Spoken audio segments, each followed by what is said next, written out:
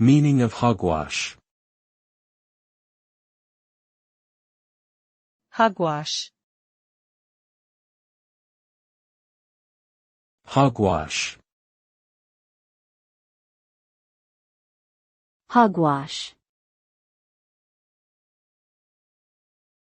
Hogwash.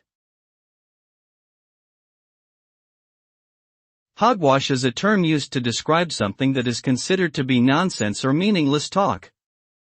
It can refer to statements or ideas that are absurd, senseless, or contrary to accepted facts. The origin of the word is uncertain, but it likely comes from the practice of feeding leftover food to pigs, which would produce a mixture of water and food scraps that was seen as unsuitable for human consumption. In modern usage, hogwash is often used to dismiss an argument or point of view that is deemed unworthy of serious consideration.